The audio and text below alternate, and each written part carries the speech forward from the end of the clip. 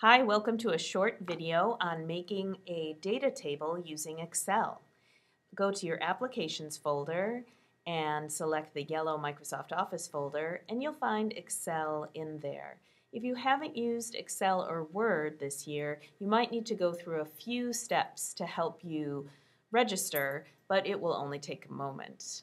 If you already know a lot about Excel, don't worry, you'll have a chance to share what you know with other students in the class. And if you're new to Excel, don't worry, there are people here who've used it who can help you out. The first thing that came up was the toolbox. If your toolbox doesn't come up, you can always click on it and it will appear, and that will give you all kinds of shortcuts for managing your spreadsheet. That's what we call this main sheet here. And if you don't see a toolbar that you want, but you want to view it or see it, just go to View Toolbars, and probably what you want to see is Formatting or View Toolbars, maybe the standard one that gives you Print and Save. So if you click on View Toolbars Formatting, you'll be able to easily center or change the font or anything like that. Don't forget that in a spreadsheet we work with rows, just like when you go to a movie. The row is the long way that you sit. And also spreadsheets deal with columns, just like in front of the Colosseum. And each little box is called a cell. So what I like to do is change the zoom to about 150 so I can see a little bit better what I'm working on. And in a sample that I have, I've actually changed the zoom up here to 200 so that it works well on the big screen. So I'm going to go File to Open Recent and show you some science fair data and how you can jazz around with it to make it look the way you want. Here's one where somebody planted seeds, watered them with different liquids, and then recorded the height of the plant that appeared. One of them never germinated. No water, no plant.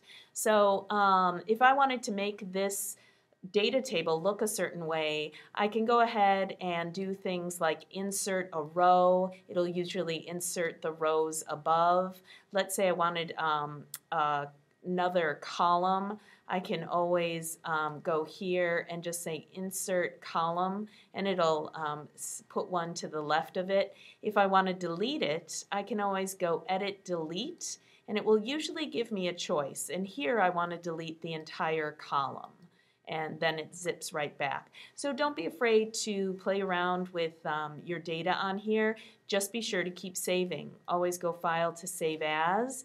Give it a good name with like your name, Hirsch Data Table is what I'm going to call this one. Make sure it ends in XLS or XLS with the X on the end, and don't just type that here. Actually select the format that you want and hit Save. You can also jazz around with how pretty it looks. So I'm going to insert a row above there, and let's say I want height in centimeters. I might want that bold. I might want the days here listed in a way that it's bold. Actually, I think I'm going to insert a row there, just because I think it makes it easier to read. Then you can always play around with the data. Let's say you want it centered in the cells. I just clicked my mouse down and highlighted it, and then when I hit center, it now is in the center. Let's say maybe now I want to center my headings. I can also change the width of a cell by going to the letters on top or the numbers on the bottom. So I can make my lemon juice column a little bit bigger to make that easier to read. So you can do that up here. The way you would read a certain cell is kind of by the, like if you were playing Battleship. So here's H and here's 5. This column right here is H5. This one is G5. So you can deal with each individual cell. Let's say you want to merge two cells, like right here I have one big area There's no line going through it. If you want to merge the cells, go ahead and highlight that area. I'm going to add that box in there, and then you can use some of your shortcuts here and click Merge Cells. And now I can center the text within that merged area, and if I go to shading, maybe I can choose the color in the background. Oh, and now I've made it nice and yellow. So you can play around with the way that your data looks. You can play around with, after you enter data, either hitting down arrow, up arrow, tab, return, and see the different things that happen. Now this was pretty straightforward data. Somebody typed in like exact measurements for each day. Sometimes though you might need to play around with your data a bit.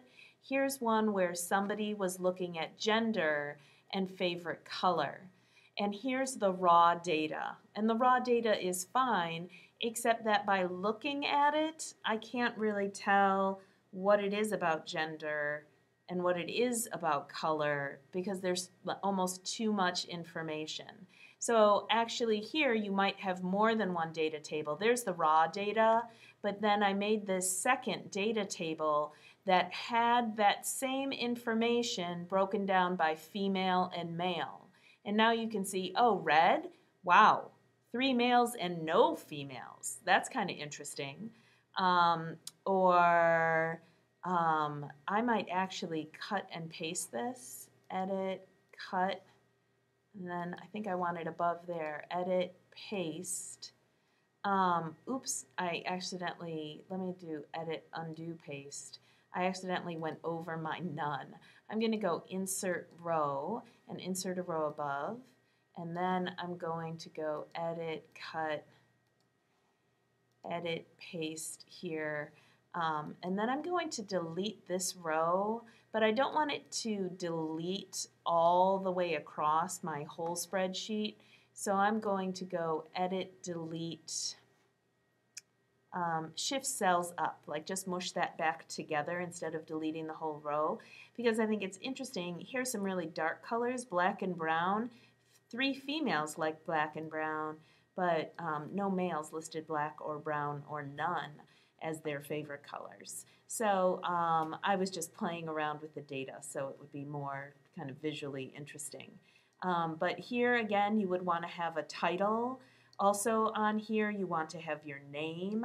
So I'll just demonstrate those things real quick. Ms. Hirsch, favorite color by gender. And oh neat, it looked like it merged those cells automatically. This I should probably make more clear, female and male. And maybe I'd want to center the data here too. I can use this toolbox to center the data. Okay, the next video we have is on taking this data and making it into a really cool graph or chart. Excel calls it a chart. So go ahead and you're going to build your data table, and then we'll come together again as a group to make a chart.